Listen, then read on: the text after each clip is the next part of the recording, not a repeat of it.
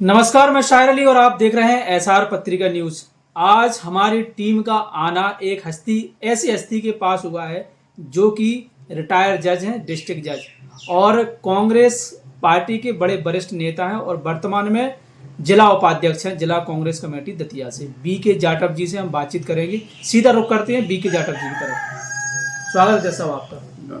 धन्यवाद। नमस्कार सभी को, आपके सभी दर्शकों को बहुत बहुत नमस्कार। जैसे कि आप जो है जज भी रहे हैं, तो संविधान को लेकर आपको काफ़ी अनुभव है और संविधान से बड़ा जुड़ाव आपको रहा है। तो पहले तो आप संविधान के बारे में, आज की जो स्थिति के बारे में क्या कहना चाहेंगे संविधान को लेकर? नहीं, आपका अच्छी बात है, क्योंकि ये हमारा देश प्रजातांत्रिक देश है और प्रजातंत्र की व्यवस्था को सुचारू रूप से चलाने के लिए संविधान का निर्माण किया गया, जिसको 26 नवंबर 1949 को हमारे देश की संविधान निर्मात्री सभा ने सर्वसम्मति से स्वीकार किया था, जिसका उल्लेख संविधान की प्रस्तावना में है।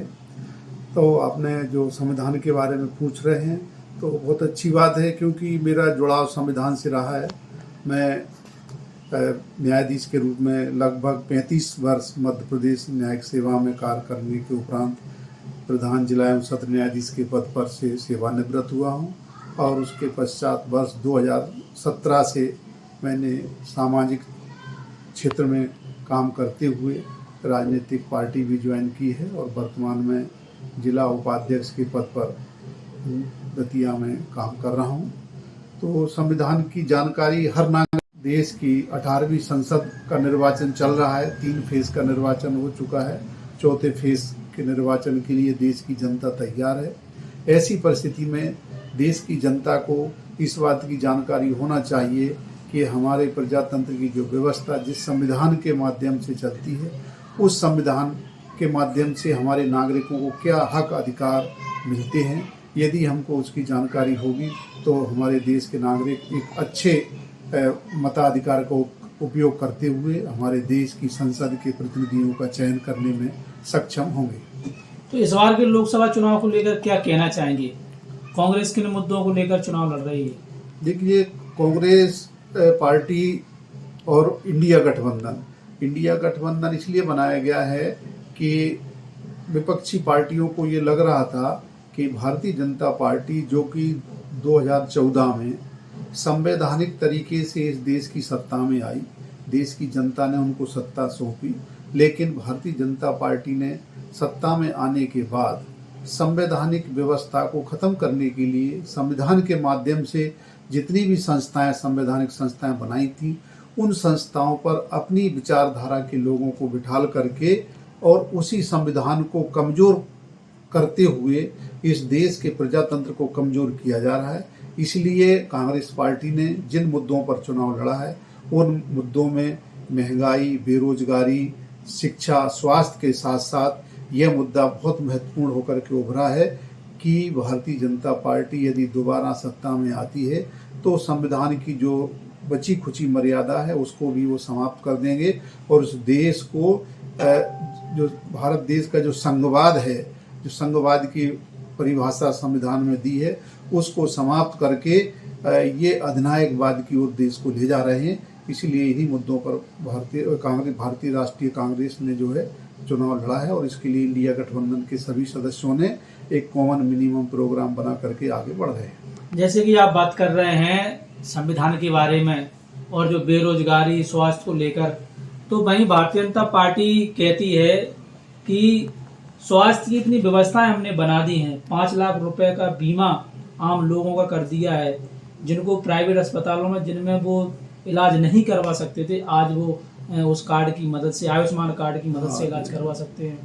आयुष्मान कार्ड जो है ना, देखिए आगे चल करके आयुष्मान कार्ड भी एक बहुत बड़ा घोटाला निकलेगा, जैसा इलेक्ट्रल बॉन्ड घोटाला निकला है इसी तरह से, क्योंकि आयुष्मान कार्ड के माध्यम से भी इतना गड़बड़ियां हो रही हैं कि जितने लोग बीमार होते हैं, इलाज होता है 35,000 रुपये का, एक अगर छोटा सा एक्सीडेंट हो जाता है, किसी के पैर में घुटना टूट जाता है, पैर में फ्रैक्चर हो जाता है, तो उसका इलाज यदि वो निजी का तौर पे कराया तो 35 से लेकर 40,000 रुपये में प्राइवेट अस्पतालों में होता है। और वही इलाज जब आयुष्मान कार्ड से होता है तो लगभग 1,65,000 रुपये आयुष्मान कार्ड से निकाल लिए जाते हैं और उस पैसे का नीचे से लेकर के ऊपर तक बंदरवांट होता है और ये बहुत बड़ा घोटाला निकलेगा। और आयुष्मान कार्ड की बजाय हम तो ये समझते हैं कि सरकार को ये चाहिए था कि जो सरकारी सिस्टम है, डिस्ट्रिक्ट अस्पताल हैं, तहसील के अस्पताल हैं, प्राथमिक स्वास्थ्य केंद्र है, सामुदायिक स्वास्थ्य केंद्र है, वहाँ पर उन सुविधाओं को बढ़ाया जाना चाहिए था, जिससे कि लोगों को अपने घर पर इलाज मिले।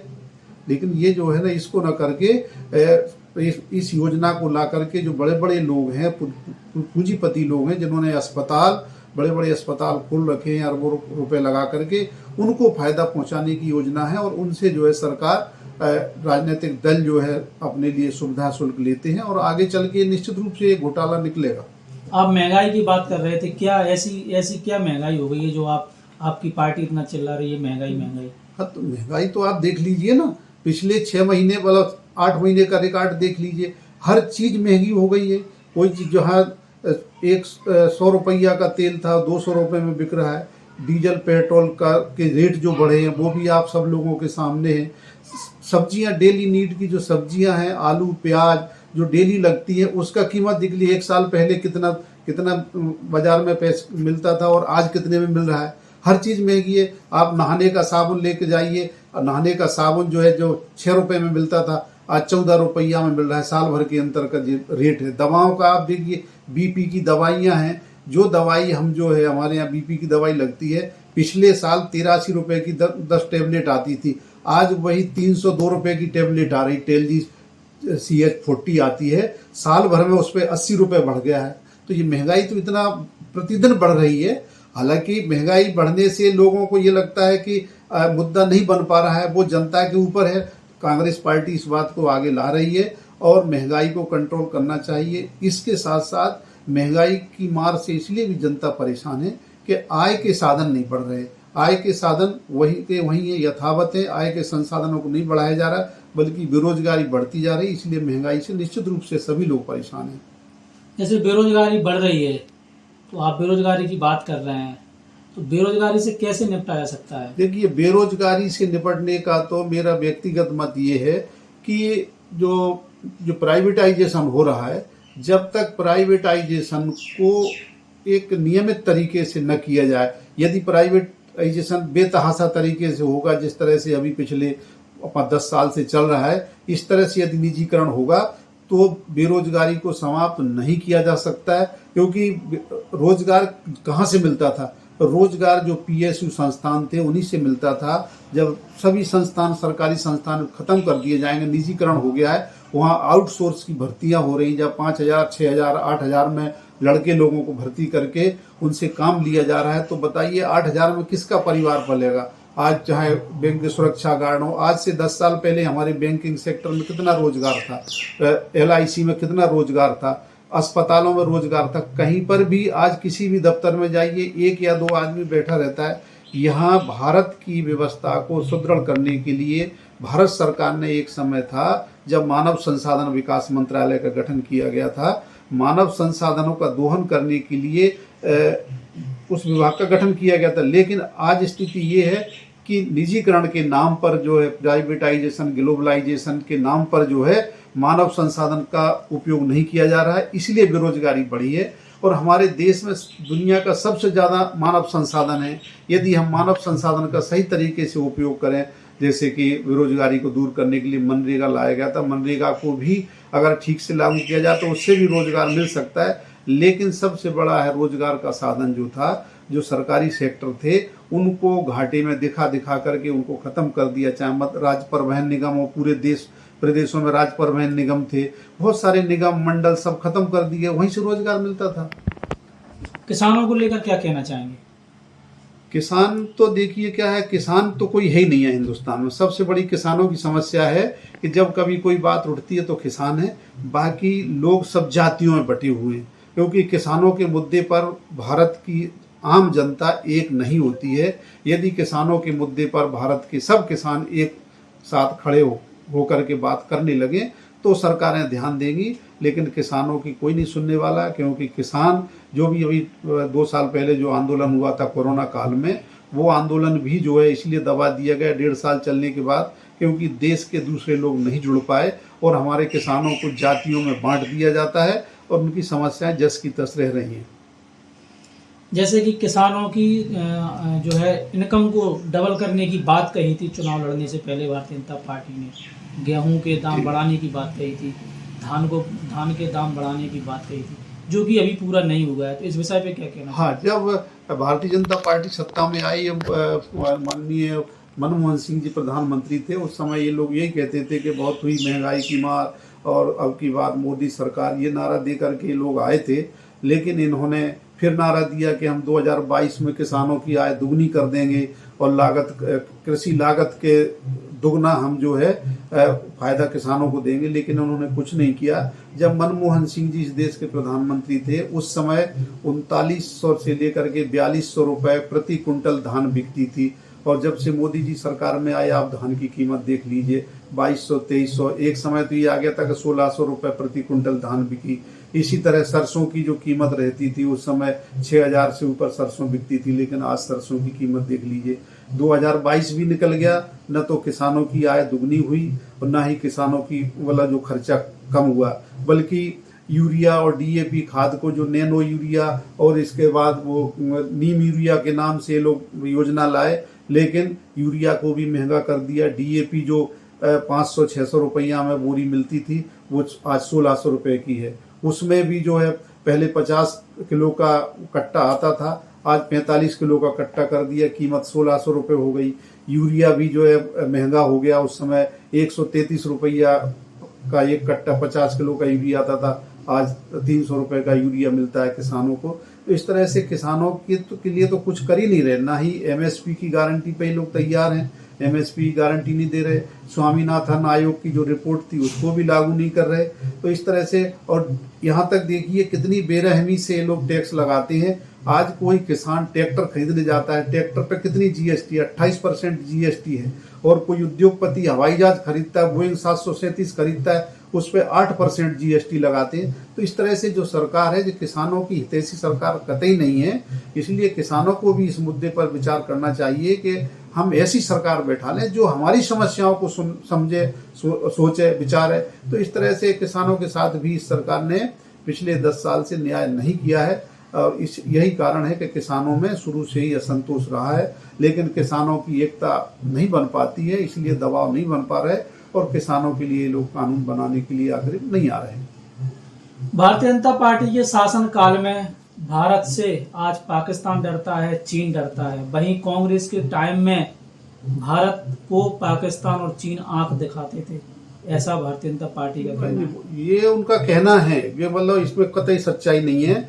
आज भारत की स्थिति में बहुत ज्यादा बदलाव नहीं आया। पाकिस्तान और हिंदुस्तान करके लोग सत्ता में जरूर रहते हैं, ध्रुवीकरण कर रहे हैं धार्मिक आधार पर, लेकिन अभी 6-8 दिन के पहले की बात है, अभी नेपाल जैसे देश तक जो है हमारे भारत को जो आंख दिखा रहे हैं। और उन्होंने अभी 2 दिन पहले ही अखबार में आया था कि वो जो अपना जो नोट पर जो नक्शा छाप रहे हैं नेपाल वाले, तो नेपाल वाले भी हमारे देश की कुछ सीमा को अपने नक्शे में दर्शा रहे, नोट पर छाप रहे।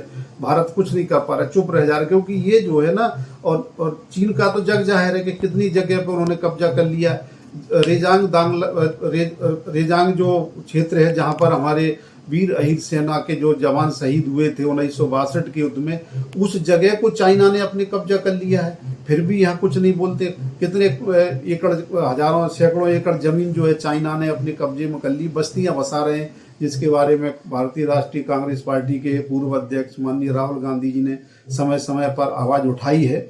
लेकिन ये चीन वाले का तो नाम ही नहीं आता है, कोई बोलने के लिए तैयार नहीं है चीन के लिए। रही बात पाकिस्तान की, तो पाकिस्तान से जो RDX आया था, जिसके आधार पर पुलवामा हुआ था, पुलवामा घाटी में जो हमला हुआ था, और उसके बाद जो स्ट्राइक की गई थी उन्होंने, उस पुलवामा घटना जिसमें कि हमारे देश के लगभग 44 जवान शहीद हुए थे, उसकी घटना की जांच करके आज तक इन तथ्यों को कोई प्रमाणित नहीं किया जा सका कि किसके माध्यम से, कहां से जो है वो RDX आया, और महीनों तक एक 300 किलो RDX लेकर गाड़ी घूमती रही। ये घटना की जांच होकर के आज तक पता नहीं आई।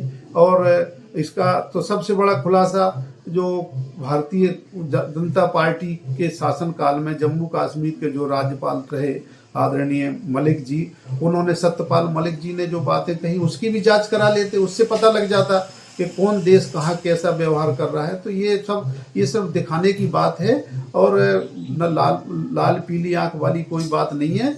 ये सिर्फ जो है लोगों को भ्रमित करने के लिए और सांप्रदायिक आधार पर इस देश की जनता को ध्रुवीकरण करके अपने पक्ष में वोट प्राप्त करने के लिए सब किया जा रहा है, ऐसा मैं मानता हूँ। महिलाओं को सशक्त बनाया है भारतीय जनता पार्टी ने, हाँ। जबकि कांग्रेस में ऐसा सम्मान नहीं दिया जाता महिलाओं को। हाँ, ऐसा भी कहना है भाजपा का। नहीं, तो महिलाओं को तो बहुत सशक्त बना दिया उन्होंने भाई। महिलाओं के तो ढेर सारे उदाहरण बड़े पड़े हैं। आपको जो है स्वामी चिन्मयानंद ने जो का कांड हुआ था उत्तर प्रदेश में, जो वो विधायक जी थे एक, वो सेंगर साहब, उन्होंने किस तरह के कांड किए और वो विधायक बने रहे, उनके ऊपर कार्रवाई नहीं हुई।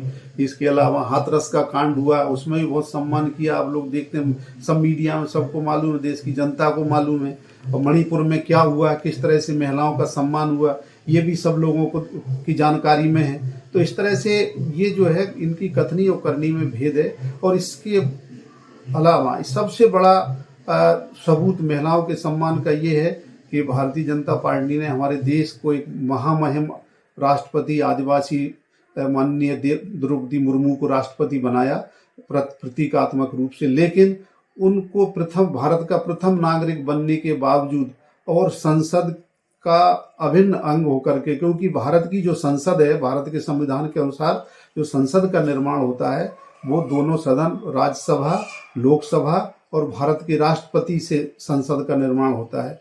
जब दूसरा संसद भवन बनाया गया, उस संसद भवन के उद्घाटन कार्यक्रम में महामहिम राष्ट्रपति, जो कि देश की प्रथम नागरिक होकर के महिला होने के बावजूद भी उनको निमंत्रण तक देना उचित नहीं समझा इन्होंने।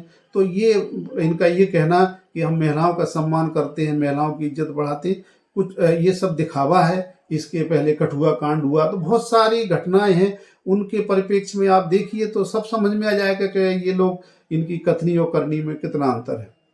भिंड लोकसभा सीट को लेकर क्या कहेंगे?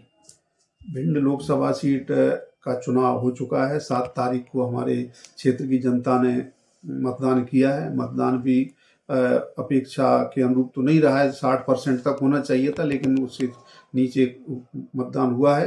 तो ये इस बात को दर्शाता है कि भारतीय जनता पार्टी के प्रति लोगों में अरुचि है और इसी का परिणाम है कि जो मतदान कम हुआ है। लेकिन कांग्रेस पार्टी ने जो प्रत्याशी आदरणीय फूल सिंह बरैया जी को मैदान में उतारा था, उन्होंने बहुत अच्छे से चुनाव लड़ा है और हमारी पार्टी के एक एक कार्यकर्ता ने अपने अपने क्षेत्र में अपनी पूरी सामर्थ्य और ताकत के साथ कार्य किया है और इसका परिणाम बहुत अच्छा 4 जून को आने वाला है। और हमारी कांग्रेस पार्टी के जो प्रत्याशी हैं निश्चित रूप से बहुत अच्छे मतों से भारतीय जनता पार्टी के प्रत्याशी श्रीमती संध्या राय जी से चुनाव जीत करके आएंगे, ऐसी हम कामना करते हैं और हम आशा रखते हैं। जैसे कि आपने सुना, हमारे साथ जुड़े हुए थे बीके जाटव जी और काफी लंबी चर्चा हुई राजनीति को लेकर, संविधान को लेकर, किसानों को लेकर, रोजगार को लेकर, महंगाई को लेकर, शिक्षा को लेकर, स्वास्थ्य को लेकर। अब मैं आपको यहाँ पर बताना चाहूंगा, जैसे कि जाटव जी ने अभी बताया हमें, जो आयुष्मान कार्ड को लेकर जो बातें कही हैं, कहीं ना कहीं ऐसी शिकायतें निकल के भी बाहर आती हैं। आयुष्मान कार्ड योजना जो है सरकार ने गरीब तबके के लोगों के लिए सुविधा के लिए चालू की थी, लेकिन वहीं इस सुविधा का दुरुपयोग किया जा रहा है। जो प्राइवेट अस्पताल संचालक हैं, बड़े बड़े अस्पताल खोल के रखे हैं, अगर बिल जो है 10,000 रुपए का होता है नॉर्मली या 50,000 रुपए का होता है, तो उसको 3 गुना और 4 गुना बढ़ा करके जो है सरकार को चूना लगाने का काम करते हैं प्राइवेट अस्पताल वाले। इस चीज पर गवर्नमेंट को ध्यान देना चाहिए और जो अस्पताल वाले घोटाला करते हैं आयुष्मान कार्ड को लेकर, तो उन पर कड़ी कार्रवाई होनी चाहिए। कहीं ना कहीं वो बीमा जो है 5 लाख रुपए का आम आदमी के लिए सरकार ने करके दिया है, लेकिन उस 5 लाख रुपए का फायदा आम आदमी ना जो है उसको ले पा रहा है, बल्कि जो अस्पताल संचालक हैं वो वहां पर जो है उनके साथ साथ सीधी सीधी लूट कर रहे हैं। ऐसे कई मामले सामने निकल के आए हैं। और लोकसभा चुनाव की ताजी अपडेट और सच्ची और सटीक खबरों को देखने के लिए हमारे साथ बने रहें, देखते रहें एसआर पत्रिका न्यूज। और एसआर पत्रिका न्यूज को सोशल प्लेटफॉर्म फेसबुक, इंस्टाग्राम और यूट्यूब पर फॉलो और सब्सक्राइब करना ना भूलें।